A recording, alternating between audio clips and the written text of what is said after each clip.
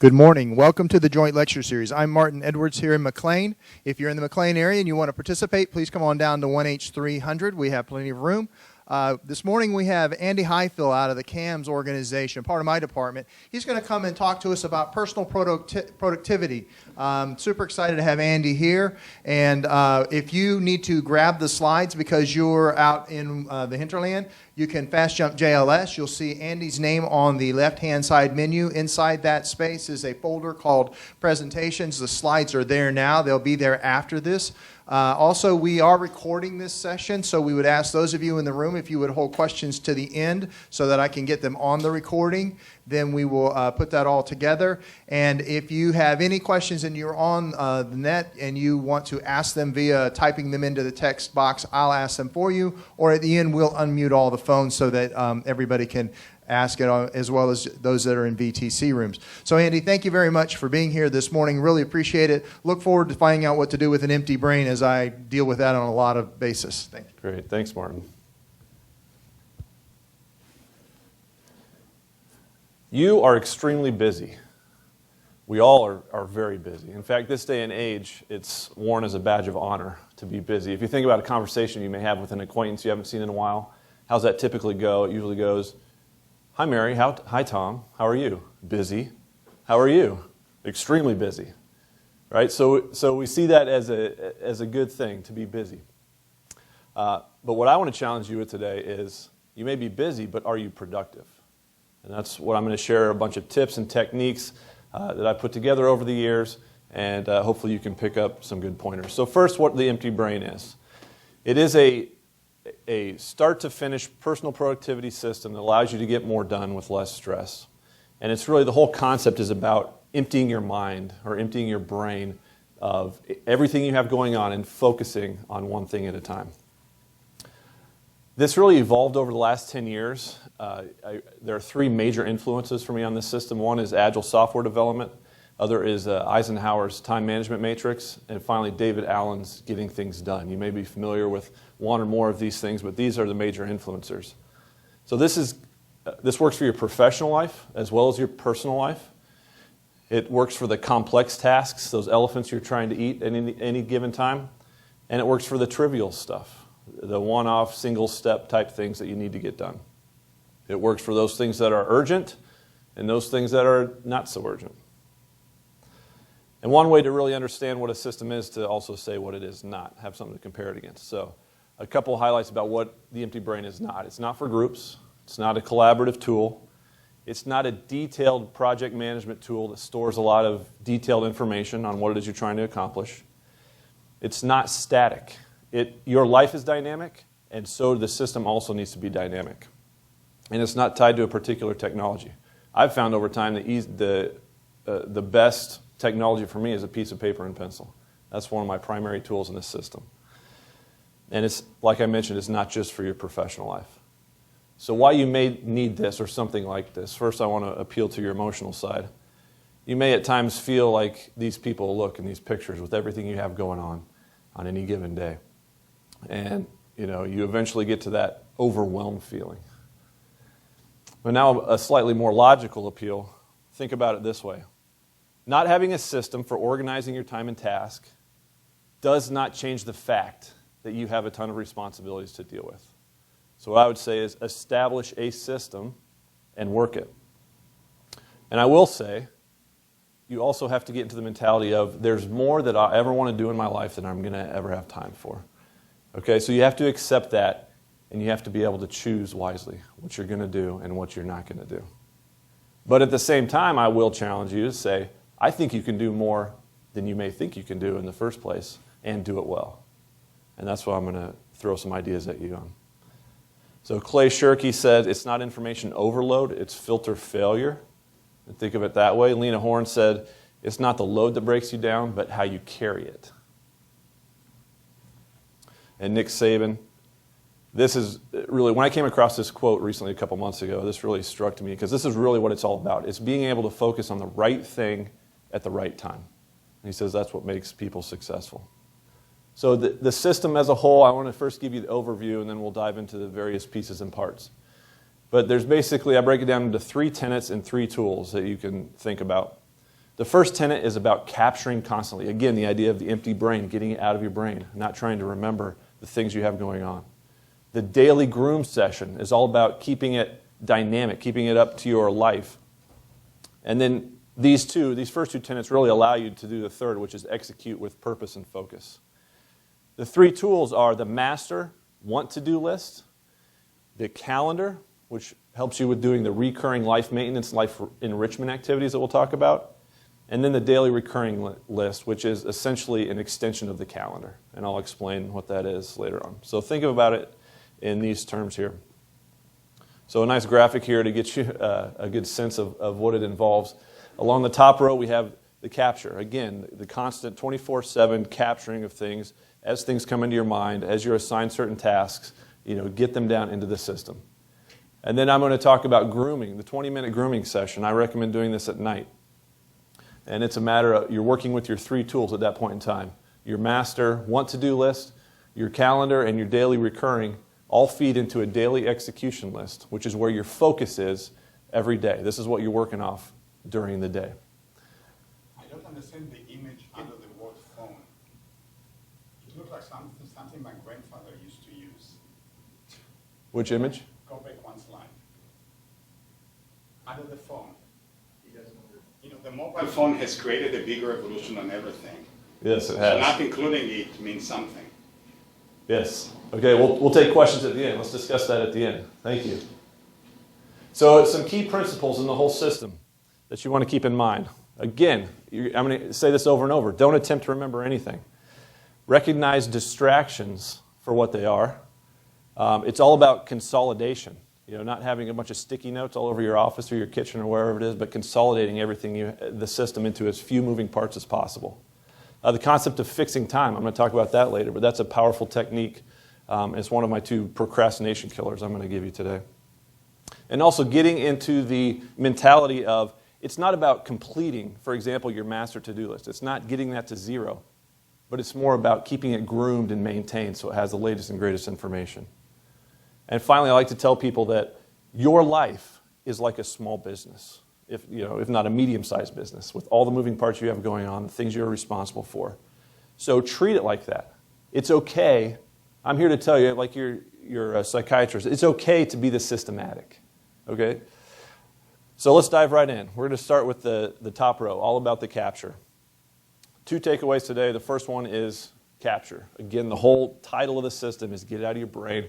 If you only do one thing, capture everything you have going on.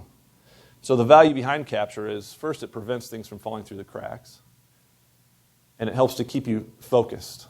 Again, talking about distraction. Something distracts you, you could either chase that or you could capture it and move on with whatever you were focused on in the first place. So the distractions are anything, how I define it, is anything that takes your focus from your chosen task. Distractions come in the form of both important and unimportant things.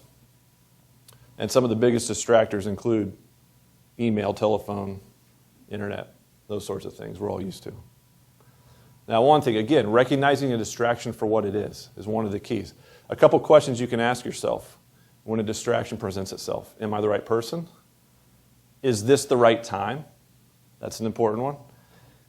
And do I have enough information to execute this particular task? Bruce Lee said the successful warrior is the average man with laser-like focus. So capturing allows you to maintain that focus. And Eisenhower, I have this quote in here twice because I like it so much, but what is important is seldom urgent, and what is urgent is seldom important. So you let that sink in for a second. But another way to think about it is recency does not equal priority.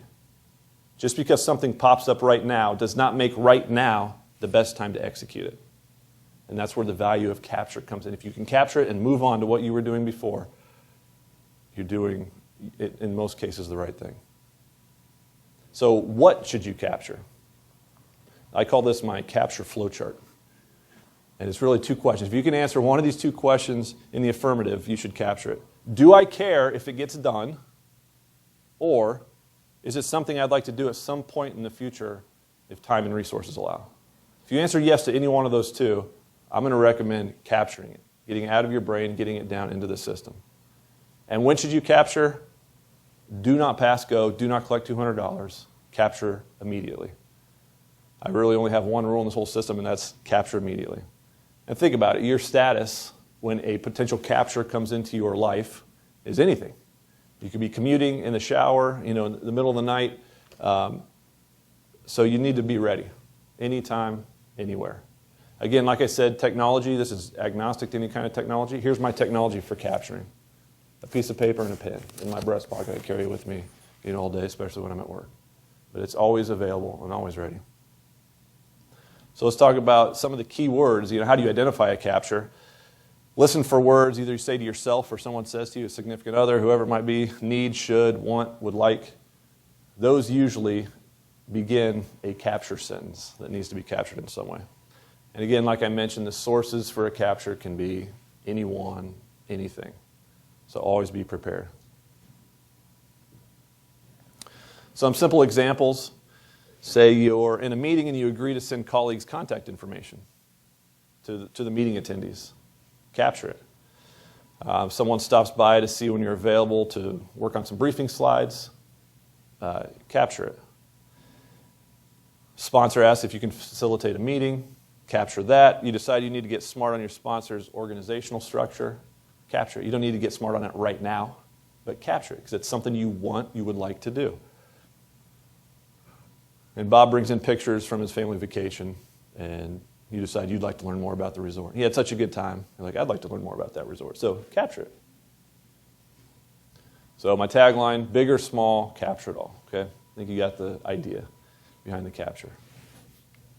So now I want to start to move into the tools, the three primary tools that make up the system. The first one being the master. Again, remember our big diagram, process diagram. The whole middle section is all about your tools in your daily grooming session. So I want to start talking about the master. The master is essentially a consolidated want-to-do list. It, for the most part, houses those non-recurring activities or non-recurring items. And I'm going to compare that against the calendar later, and it'll make a little more sense why I say this.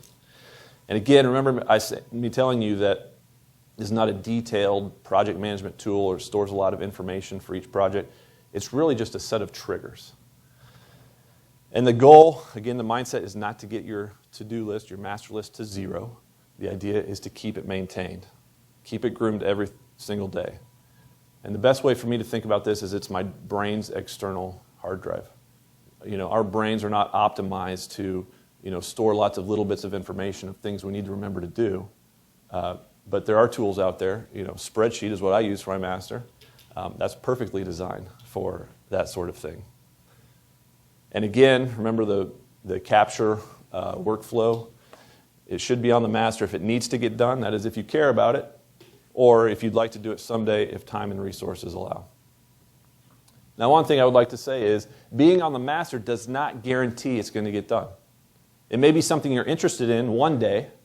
You never execute it, and a week later you no longer really care about it. You can take it off the master. But if it's not on the master, it's essentially a guarantee it's not going to get done. So here it is. Here's how I work my master. It's really essentially just 3 columns on a spreadsheet. And we have the definition of done on the left, which is a statement that describes what it means to have the task completed. It's the final step in that task. The middle column is what I call the immediate next step, is the next action required to move towards the end state. And then the third column is a mode, which is what I call mode, is really the means by which I'm going to execute the next step. So there's a little bit of an eye chart, but I'm going to run through some examples here real quick to kind of start to get you a feel for how it works. So say, for example, my definition of done is to complete my 5-year periodic reinvestigation. And my next step is I'm waiting on Rob from security to contact me and let me know what to do. So my mode is waiting. I'm waiting on someone else to take an action. Another example would be I need to reduce my clarity allocation to 1.0. I'm up at 1.25. It's too high. I need to bring it down. So my next action is to call the PL on that task and ask them to reduce me to an appropriate amount. And I can do that on the phone. That's my mode. As a group lead for my staff member named Mary, She has expressed interest in gaining a PMP certification. Because she's interested in it, as her group lead, I'm interested in it. It's going to go on my master. So what I'm going to do, my next step is to email John asking him to contact Mary, because I know John's in charge of the PMP certification process. I'd like to link the two up. So my next action is simply to send an email, and I'll do that on the computer. I need to facilitate a meeting. Really, my next step is to put together a draft agenda. That's all my next step is, and I'll do that next time I'm on the computer. I need to provide a service level agreement or information to a program office.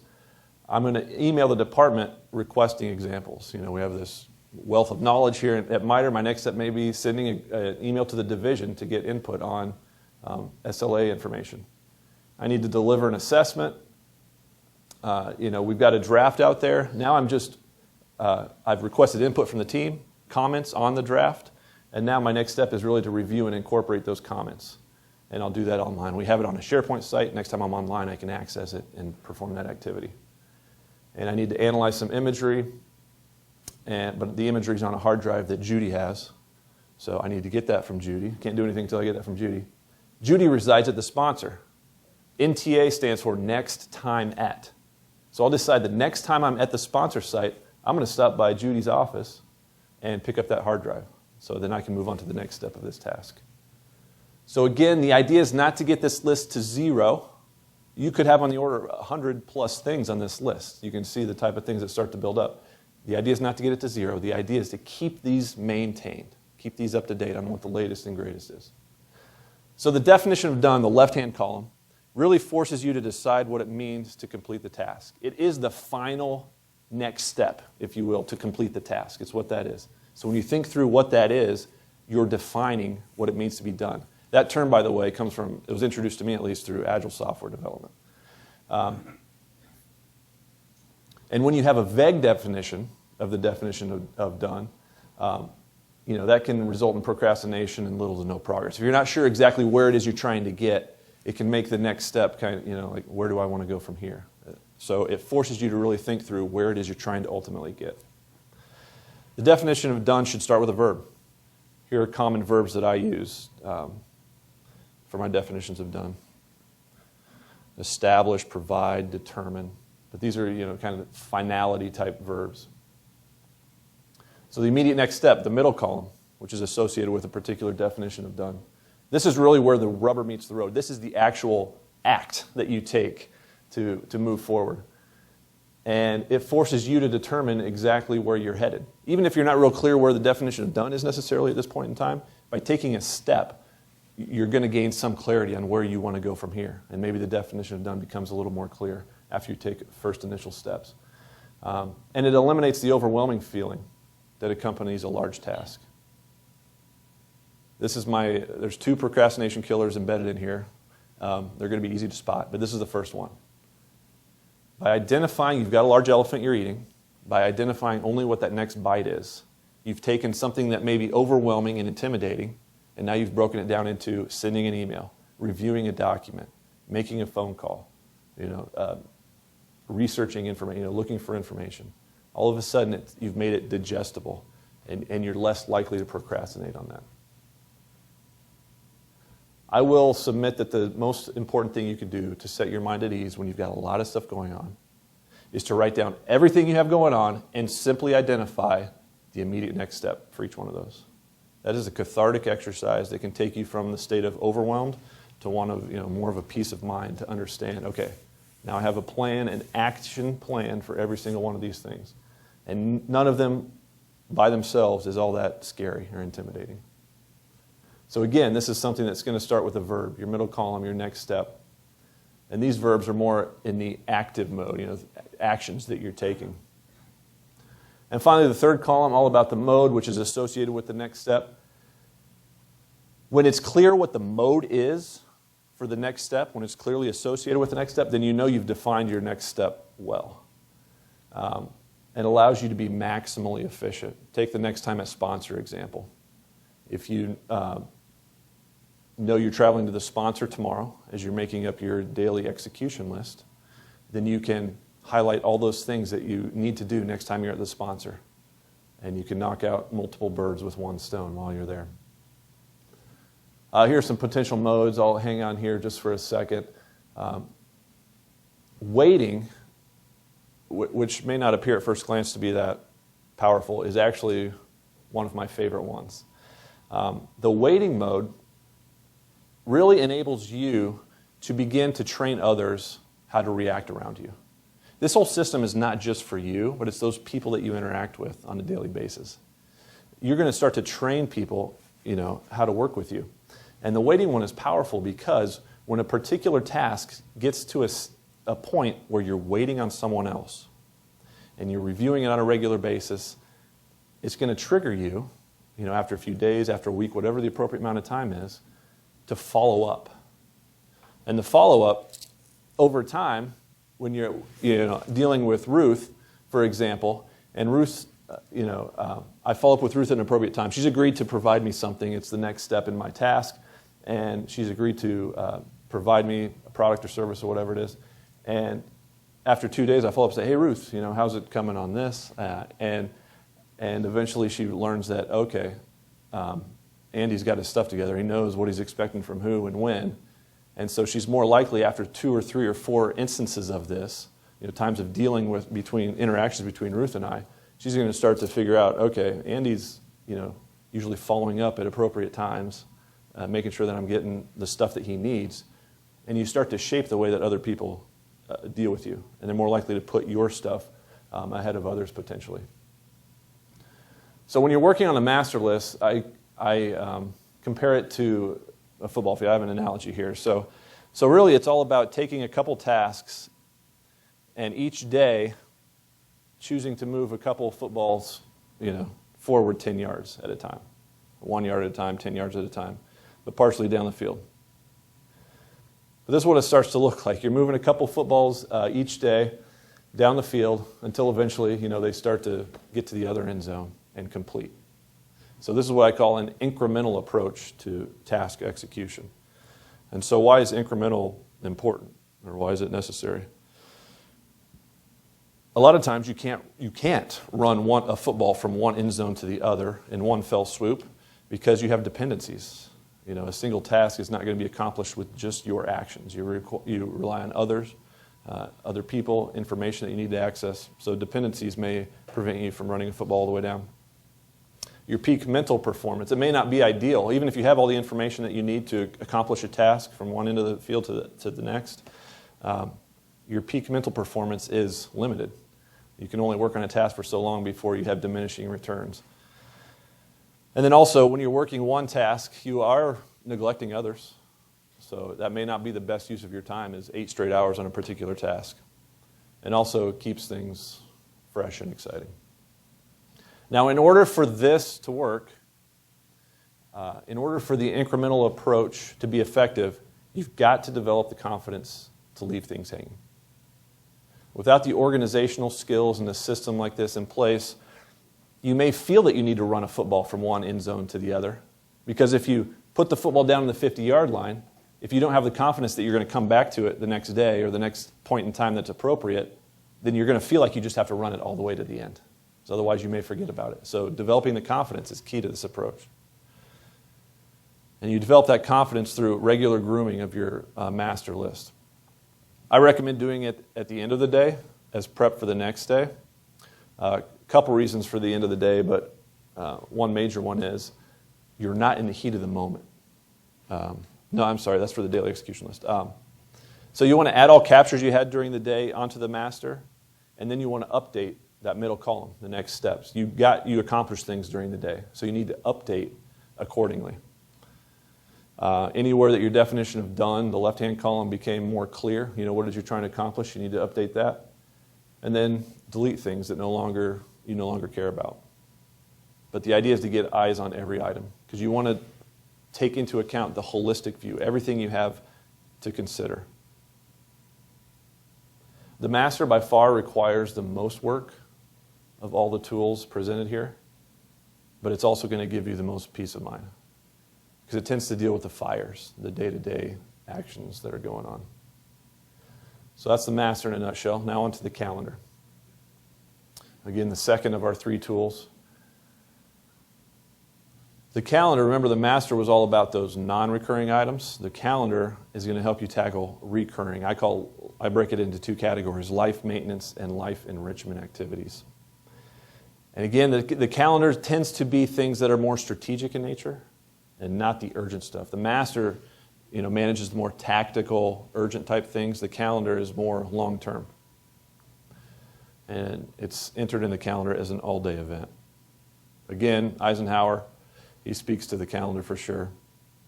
So this time management matrix, which was introduced to me through Stephen Covey, 7 Habits, it's attributed to Eisenhower. But here's the concept behind this matrix. The top row is all about the important activities. The first column is the urgent. Second column is the non-urgent. Where we tend to find ourselves in a helter-skelter type world is in quadrant 1. We're working those important things. They're important, and they're urgent. They need to be done today. They need to be done this week.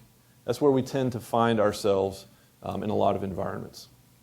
Now, what Stephen Covey, or probably Dwight Eisenhower would say is, the more that you can get yourself over into quadrant 2, which are the things that are still important, but they're not pressing. They don't have to be done right this minute. The more you can spend, there are things, prevention, planning, certain types of recreation, relationship building, that sort of thing. The more time we can spend in quadrant 2, the less time we find ourselves in quadrant 1. And a simple example I use all the time is a flat tire in the beltway. You have a flat tire in the beltway, you are definitely in quadrant 1 at that point. It's important and it's urgent. You got to take care of it right away. Now, in the previous months and years, had you spent more time in quadrant 2, maintaining your car, checking the tread depth, rotating your tires, replacing your tires as necessary, that sort of thing, would have decreased the likelihood that you ended up in quadrant 1 with a flat tire in the beltway. It doesn't completely eliminate it, but it definitely lowers the chances of you ending up in quadrant 1. So it's a simple way to think about, maybe what some quadrant 2 activities are. And I'm going to say you're going to use the calendar to ensure that you execute these types of activities. So some examples for life maintenance calendar activities.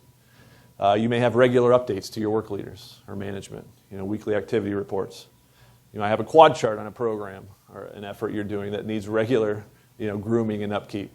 Put that on your calendar to make sure that gets done in a timely fashion. Email is a whole other conversation, and I do have a conversation on that, but it's not for today. But at least 50% of the emails coming into you are probably informational in nature. In other words, they don't require a response from you, and they don't need to be consumed right this minute. So one of the things you could do is set time on your calendar every Tuesday, Thursday, every Monday, Wednesday, Friday, whatever it is, to read through all those informational emails that you have coming in. You may have websites, social media pages that you like to keep up to date. Setting aside a day a week to do that, or 2 days a week, whatever is necessary. Keeping up on the latest news, and strategic guidance. Just being a good employee, a good professional. Maintaining your knowledge in these areas is important. This can be life maintenance activities. You may have a big, thick document you want to read. Again, you're not going to read it all in one setting, all in one day. So set aside, 2 days a week, 3 days a week to read a chapter or two. We are all responsible to keep certain things up to date, our resumes, tech stats, or MII info. Set aside a time every quarter, or whatever it is, whatever the appropriate frequency is, to keep that stuff up to date. Annual training, we all have annual training we need to take care of. We all have clear conversation milestones, performance evaluations. You may want to meet with your staff or your supervisor at certain times throughout the year. But use the calendar to help you remind you to do these things. Network that you don't use that often, you need to log on to, otherwise it's disabled. Conference room reservations expire. I've been in this situation more than once where I thought I had a conference room. Turns out I didn't because the reservation expired after 90 days. Changing passwords is good. OPSEC. And keeping your physical space clean is important as well. So maybe setting aside 1 day a week to deal with that. And approving time cards every 2 weeks if you're a group leader or in that position. But you can see each one of these are examples of, they're quadrant 2. They're not urgent at this moment in time, but they are important. And you could see, probably for every one of those, where if you're not addressing them, at the appropriate times, they can easily turn into fires at some point. So where life maintenance is more kind of keeping things going, keeping the machine oiled, life enrichment is more moving towards goals and accomplishments. So a couple examples here might be to stay current on your field. You might want to set aside time once a week to read, do some professional reading. How about networking, meeting new people? You can be more deliberate in doing that. We always have the serendipitous type of networking, but you could also build in deliberate networking time. Walking down the hall, introducing yourself to someone new. You never know what may occur down the road because of that. Anniversaries and birthdays. It's always good relationship building to be able to say, hey, happy birthday. I see it's your 5-year anniversary. Congratulations. That sort of thing goes a long ways. Volunteering to present at various venues. You might want to do that once a year, so you have that on your performance evaluation. And then establishing goals for the year. Could be a 1-year or twice-a-year activity that you want to do. But these are things that really move you towards real accomplishment. So that's professional. Let me throw some personal examples at you too, because remember, this is for your entire life. You might want to review your credit report on occasion. It's usually smart to do. Replacing an HVAC filter. You ever forget to do that? Inspecting tire treads. Practice home fire drill, especially if you have young kids. Giving your dog their heartworm medicine. Replacing your toothbrush. What's the dentist recommendation? You should do that every couple months, right? When's the last time you did that? Schedule a date night with your significant other. Reading your favorite blogs. Backing up pictures on your phone so you don't lose key memories. This is just a handful of examples. I have an exhaustive list that I am happy to share with anyone that wants it. But these are examples of things you might want to consider using your calendar for to make sure you're spending time in that quadrant 2. So the calendar is not nearly as much upkeep as the master. It's not a daily, adding to and deleting from like the master is. But it helps you achieve big goals.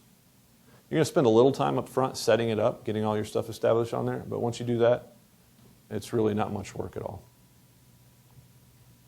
So the third tool is the daily recurring. The daily recurring is simple. It's an extension of the calendar. It's just those things that you want to have happen every day. So they're essentially all-day calendar events that occur every day. These are things you want to do every day, but they're not necessarily part of a daily ritual. So it's not a habit for you at this point in time. They could potentially become habits if you do them enough. And this will change. The daily recurring, it won't change as often as the master, but it will change as your personal priorities change and the things you want to do on a daily basis. Some items will be on there months and years. Some will be on there a short time and come off. And this is copied to your daily execution list every day.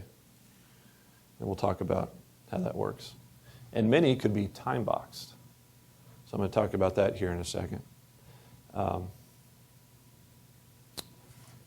Some examples of things you want to put on your daily recurring. I, for the longest time, had the hardest time with getting my time card done on time. So it went on my daily recurring. Maybe you want to learn German. So you put on there, study German every day for 45 minutes. And that's the time box I'm talking about, giving yourself a time frame on which to work that activity throughout the day. Again, you want to do professional reading to stay up on the latest.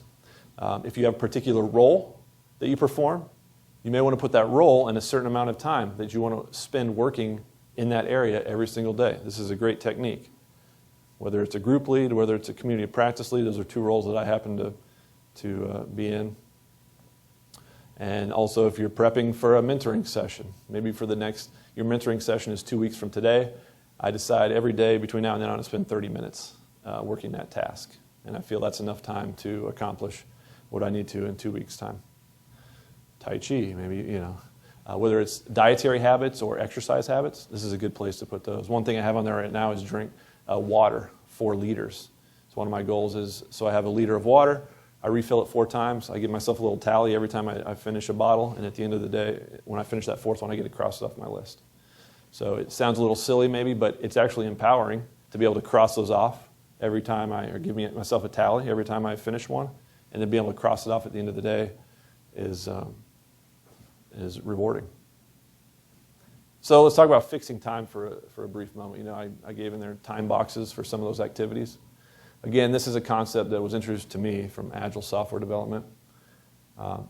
the time in this case, when you give yourself a time box to work an activity, it can act as a minimum or a maximum. I'll explain the difference. So if it's something you really enjoy doing and you could lose yourself in it, you could potentially spend the whole day doing it, the time box is a maximum. So you set your timer. I'm going to read. I'm a news junkie. I could read news all day, every day. So what I need to do is give myself a time limit. I'll say I'm going to read as much news as I can in 15 minutes. After that 15 minutes is up, I cross off my list and I don't touch it again the rest of the day. I don't access any more news the rest of the day. Or it could act as a minimum. If there's something I'm procrastinating on, something I'm not enjoying, looking forward to, something that's more challenging, maybe a little more heady, then it acts as a minimum. So what I do is I put on there, I need to build a presentation I'm not really looking forward to necessarily, but I can spend 30 minutes. I'm going to give myself 30 minutes. I'm going to set my timer, and I'm going to put focused energy on this task for 30 minutes. That's it. And all of a sudden, I'm like, okay, I can do 30 minutes. And so I get in, I'm working on it hard for 30 minutes. And a lot of times what happens with this minimum approach is you get to the 30 minutes and you're in a zone. And you're like, you know what? I'm on a roll. I'm hitting my stride here. I'm going to put in another 15. And you just keep going. So a lot of times what the minimum does is it just jump starts you. One technique you can use for working out, if one of your goals is to work out on a regular basis, one thing you can do to motivate yourself is to say, you know what? I don't really feel like getting on the elliptical. It's my day to get on the elliptical. I'll just get on it for 5 minutes. I'll just walk at 2 miles an hour for 5 minutes. That's all, I can do that. And all of a sudden, it's like, okay, I can handle that. You go down the elliptical, you hop on, 5 minutes, nice and easy. But by that time, you've got a sweat going, you're feeling good, you're warmed up, and you're like, I'll put in the 20, I'll put in the 25, or whatever it is that, I normally do. But even if it doesn't motivate you to keep going, you've done something. You've made some progress. And that's really what you're trying to do every day. So, procrastination killer number 2, creating that time box, that minimum time box for the activity. I wear the timer out on my phone. I use it, for multiple times in a day to help me maintain focus for an amount of time that I decide. And again, that whole idea of being able to leave it hanging comes into play here. Because in that fixed amount of time, you're probably not going to finish the task. So you got to trust yourself that you're going to pick it up again tomorrow or the appropriate time. So some benefits of time fixing. Again, you're making some progress. You're spending some creative energy moving yourself towards the end state. And also, you're not allowing yourself to neglect other important things that are going on, especially when it acts as that maximum. And then also, like we mentioned earlier, you only have a certain amount of, on any given day, you only have a certain amount of, focused energy in you on a particular task. I have read some research that shows that an expert in an area, in a field, if they're working in that field on a very creative, tough task, the absolute most they're going to get out of a day is 4 hours of focused energy. If you're a novice in that area, the most you're going to get is 1 hour. So don't think that you're going to work for 8 hours in a day and that those last 4 hours be as productive as the first 4. Chances are they aren't. And the diminishing return on the back end, you might be better use of your time might be to move on to another task and do some of the more trivial stuff that you have to get done for the day. And then grooming. It's all about keeping it up to speed with your dynamic life. The grooming is a process more than anything, taking all the tools into account and creating for yourself that daily execution list, which drives your focus every day. So takeaway 2. Takeaway 1 was capturing, getting everything out of your brain, getting it down. Takeaway 2 is keeping it up to date. If you only take 2 things away from this whole thing, capture it and then keep it up to date. So the great orator said, give me 6 hours to chop down a tree and I'll spend the first 4 sharpening the axe. That's what your daily groom session is. You're sharpening your axe, getting ready for the next day. If you don't believe me, listen to someone with some credentials, Brian Tracy, who said, here are some of the things that he's written that I definitely agree with. Always work from a list. Create a master list. I think he actually calls it a master list too. When something new comes up, add it to the list. Capturing. That's essentially what he's saying there. Make your list the night before. And I will say that too. Do the groom session the night before. 2 reasons in particular. One, when you're making your daily execution list the night before, You're not doing it in the heat of the moment. So you're not selecting just all the easy stuff. You're choosing the important stuff, the stuff that you know you really need to get done the next day or make progress on the next day. That's number one. Number two, the reason to do it the night before is your subconscious mind is going to work on that overnight as you sleep. So all the things that you've written down that you want to accomplish the next day or work on, your mind is working on that. And if it's something challenging, creative, you're trying to come up with critical thinking for this, you'd be surprised, how often you wake up in the morning and you have the solution to a problem that you just racking your brain the night before you couldn't figure out. So a couple reasons to do it the night before. And checking items off a list it's powerful. It's empowering. It's a sense of accomplishment as you're crossing things off a list. I say 15 minutes. It takes me 15 minutes every night to do this. So you're not even, Abraham Lincoln said, give me 4 hours to, if I have 6 hours to chop down, I'll take 4 to plan. I'm saying take 15 every night. And you're probably saving yourself hours the next day, potentially. So here's how the groom process goes. Get the captures into your system. Organize your system. Again, those 2 steps are the 2 takeaways today. Capture everything and organize your system. Make sure that system's up to date. Step 3, the first things you're going to put on your daily execution list are those things that are on your daily recurring and your calendar. Those are your life maintenance, life enrichment activities.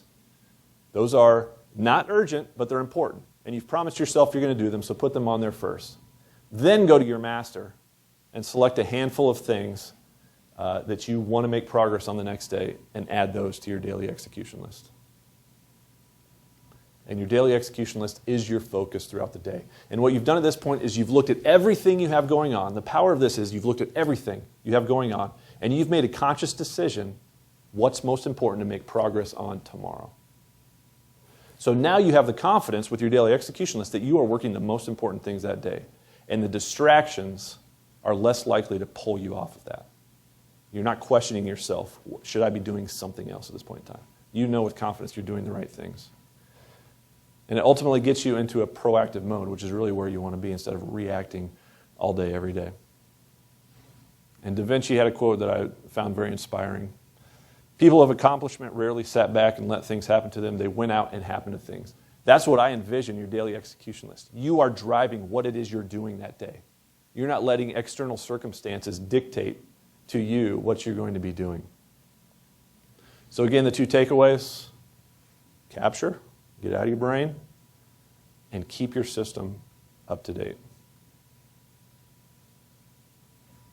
So remember the conversation we had at the beginning, or the pretend conversation between Tom and Mary where I said, hey Tom, how are you? Good. How are you, Mary?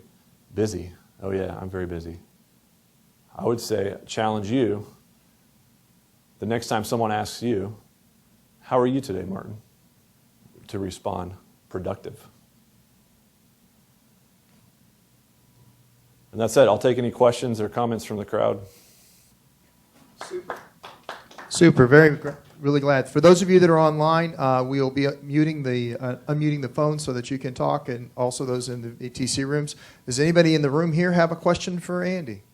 Oh, got one here, and then I'll get with you. Hang on. Hi, thanks. So I'm a recent grad, and one of the biggest challenges I've noticed coming from an academic context to the workforce is dealing with tasks that don't necessarily have a definitive deadline, or where the consequences of not doing something when you initially planned it aren't really there. And like you said, if you allot 15 minutes to just read the news, then after that 15 minutes is up, you might not necessarily have the self-discipline to say, what's the harm in doing 5 more minutes of that, mm-hmm. right? So I was wondering if maybe you could touch on that. How do you keep the self-discipline up throughout the day, especially on tasks that are kind of vague, or where the consequences of not doing something aren't necessarily very apparent? Thanks. Sure. One of the things, as far as a vague, say, end state, the real important thing is motion, to make forward progress and make motion.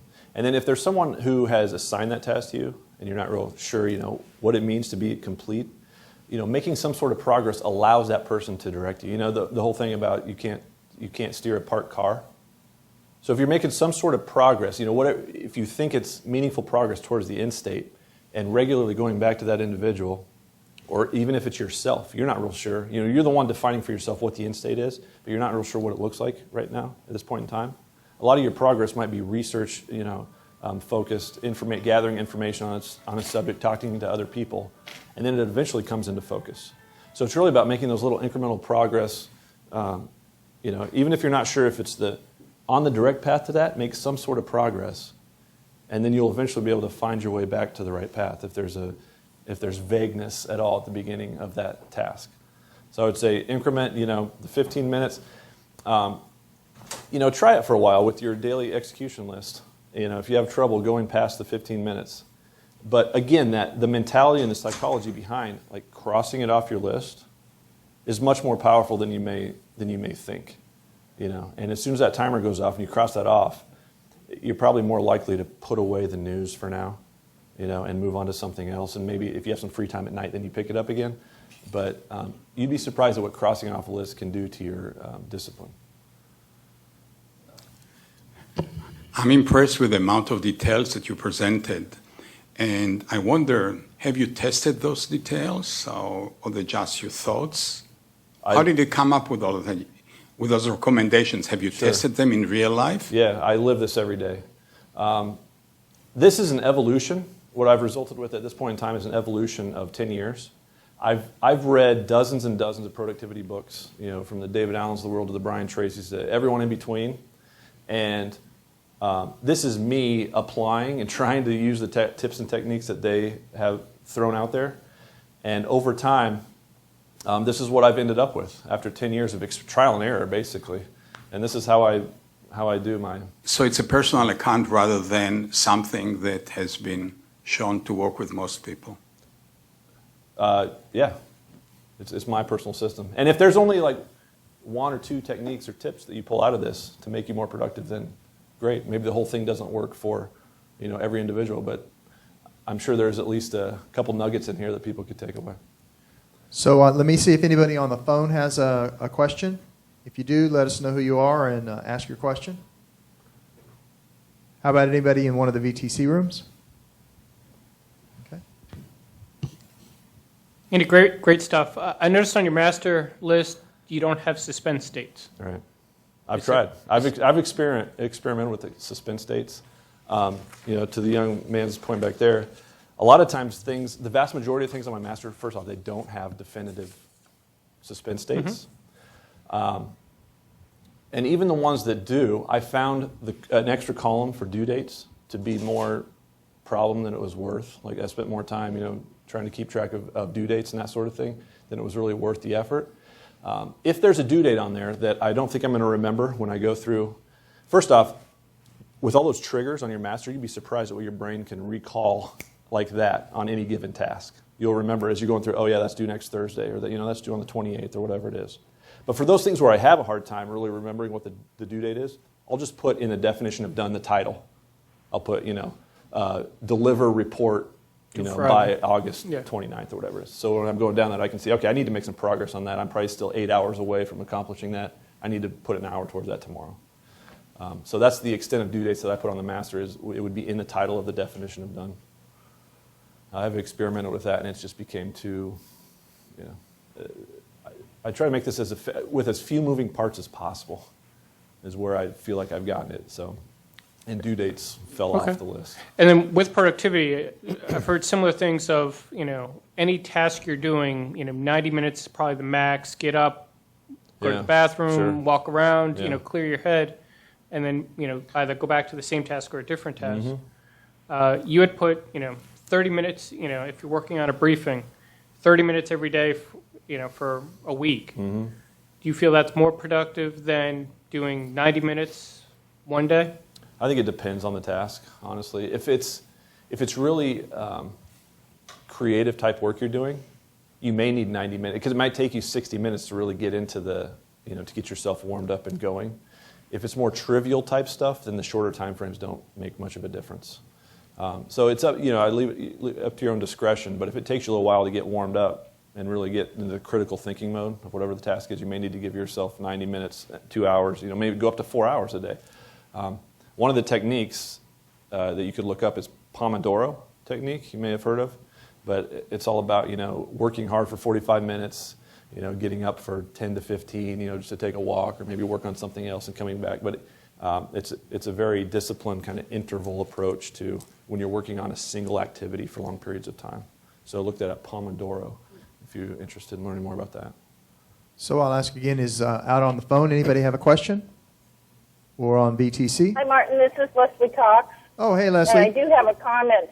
Andy has shared this method with another woman in our group, and I have seen, I think she's a very engaged person to begin with, and I think she's a lot more productive now based on this. And this is, seeing her use it is really why I decided to come to this presentation after all. So I'm looking forward to trying Andy's method of productivity management.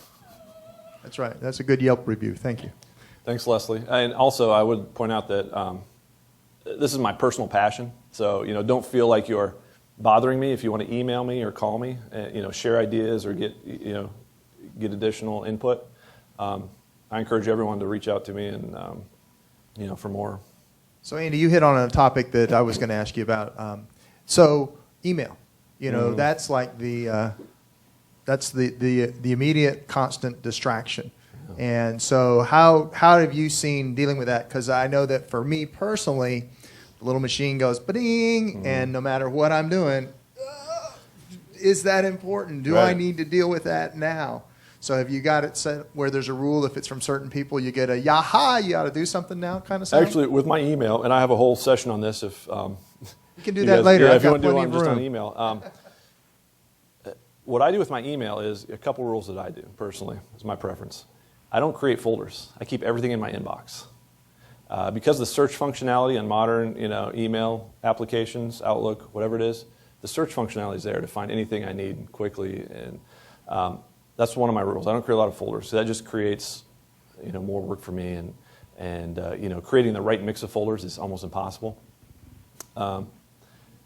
And I also, these are common rules that Brian Tracy and others would tell you is, when you're working on a task, turn off your email application. If you don't turn it off, at least shut off that little notification where the thing, pops up in the lower right-hand part of the screen, and we're like Pavlov's dog when the ding goes off, that an incoming email, like drooling to go to the email to see what it is. Turn that notification off, and if not, shut the email application down completely. When you're spending your 90 minutes on your critical thinking task, writing a paper or whatever it might be, doing research, shut it down. Because again, remember, recency does not equal urgency. Just because it came into your inbox doesn't mean right this minute, doesn't mean it needs to be addressed right this minute. I'd say 95% of the stuff doesn't need to be addressed this minute.